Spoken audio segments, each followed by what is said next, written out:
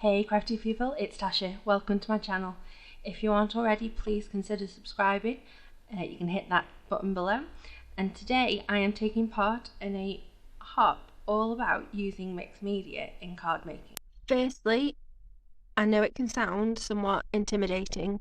It sounds like, there's a lot of things that can go wrong, or it takes very complicated tasks to count as mixed media, but it really doesn't.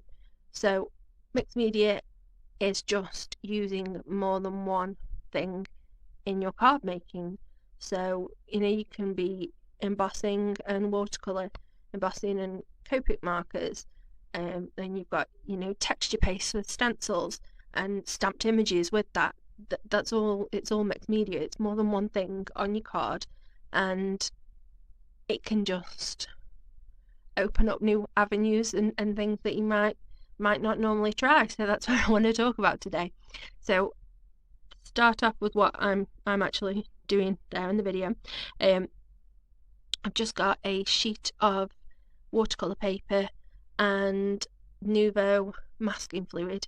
I sketched out the name of the person who's, well, it's actually a card for a friend of mine who's just had a baby, so it's a new baby's name. Congratulations.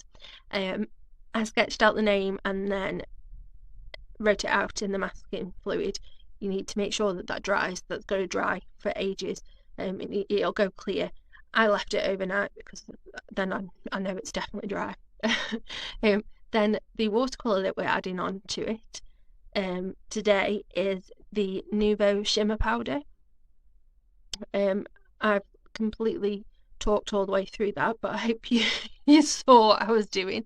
It really is as easy as tap, tiny gentle taps, and then spritz of some water, and you add a bit more water, a bit more powder, whatever you think you need, and then just let it dry.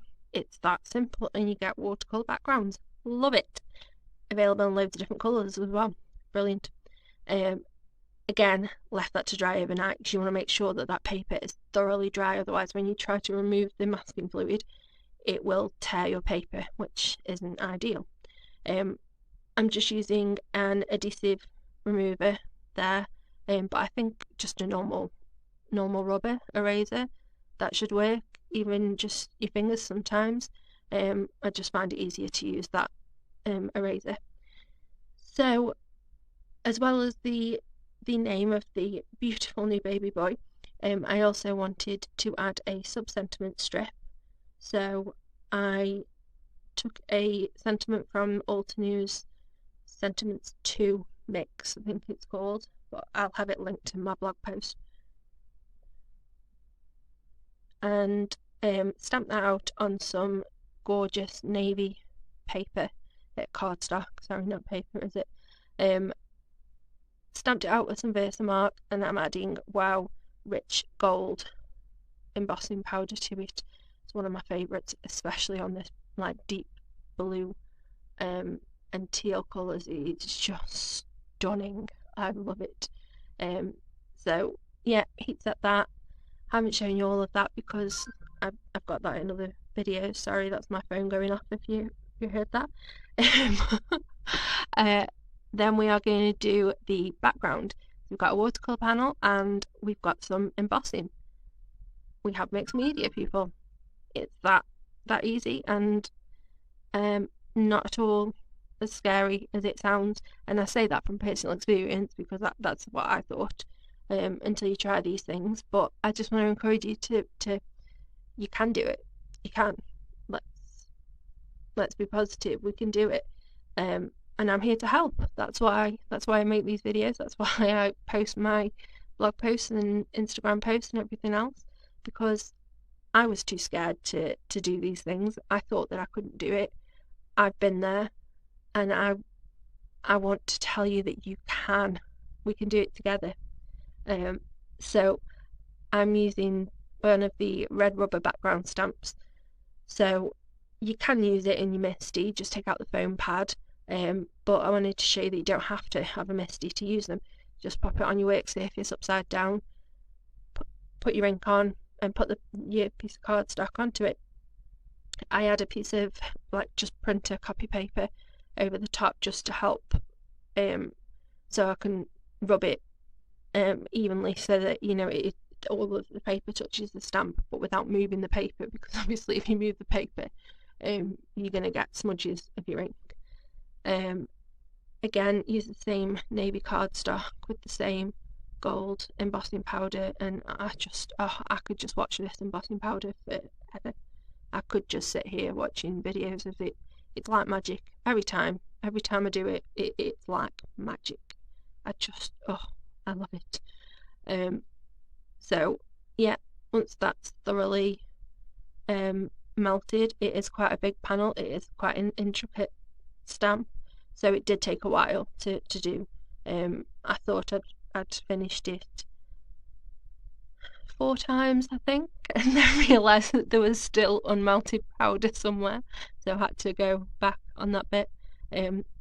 But we got there in the end. Just tip it into the light and you'll be able to see where it's melted, it's all shiny, and where it's not, it's not shiny, so it's not melted. I took the watercolour panel with Caden's name on, and I cut that with one of the just nested circle die from Waffle Flower. I tried a few different dies for it, different shaped ones, but I wasn't really feeling it. But I quite like this sort of semicircle look. It's just a bit different. I like different, you know.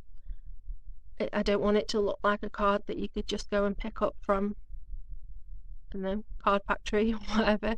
It's handmade, so there will be flaws, there will be imperfections, but there is also a lot of effort and time and heart that's gone into them. So that's why we do it, and it doesn't matter if it's not perfect at all. So I straightened off the top of the circle because that's how I wanted it. I then popped that up on some foam tape, and I cut down my sub-sentiment, just cut it into a thin strip using my paper trimmer, left both of the ends, and I cut one of the ends off at an angle, and then I realised that I hadn't actually got rid of all of the pencil marks from where I'd sketched out the name originally, so that's what I'm doing there, rubbing that out. And I wasn't entirely happy with the top of the K because I'm not quite sure whether I didn't put enough masking fluid. It was definitely dry, but yeah, some of the colour managed to seep underneath it, so I'm not sure. So I grabbed my sand eraser, which is basically like sandpaper in a rubber, and just gently buffed away some of that pigment off the top of the paper. You don't want to do it too hard because you don't want to make obvious dents and scratches in the paper. Just wear away a little bit of the pigment. So I did that. I still wasn't entirely happy that the name, the edges of the letters were as defined as I'd want them to be. So once I popped it up on some foam and put it onto my background panel, I decided to cheat a little bit. But this is mixed media, so rather than that, let's say I wanted to add another medium to my card. So I grabbed my Arteza coloured pencils, the professional coloured pencil ones. I used the white one on the letters a little bit to make them a bit brighter, and I chose a dark tealy sort of turquoisey coloured one that I thought matched closest to the colour of the watercolour. And I just defined the edges of some of the letters a little bit. It might be cheating, it probably is cheating, but who knows? Who's bothered? I'm making the rules because I'm making the card. So it doesn't matter. We all make mistakes. Cover it if you can. If not, just cover it. Or like in one of my last videos, I had to redo the whole thing. That's not ideal. This time it worked. I could cover it, I could fix it, not a problem. So once I'd finished highlighting the letters a little bit and defining the edges of the letters a little bit, we'll just skip through that because you don't want to watch that. I then didn't actually have a plan of where I wanted my sub-sentiment, so I swapped and changed it quite a few times until I was happy with the placement. And then I just stuck that with some liquid glue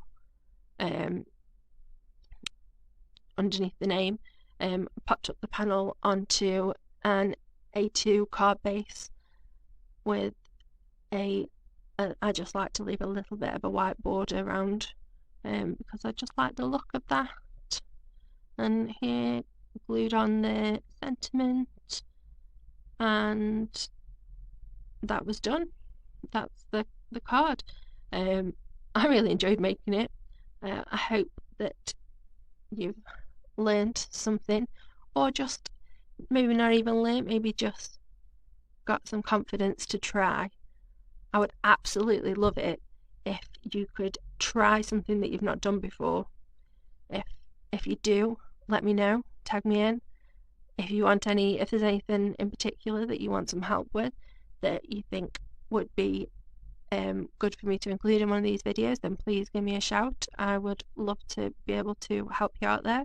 And yeah, if you do try something new, then please tag me in social media so I can see. I would absolutely love it. That would be amazing. All of my social media links are below, along with the next stop in the hop. Thank you for stopping by today. Stay crafty. Bye.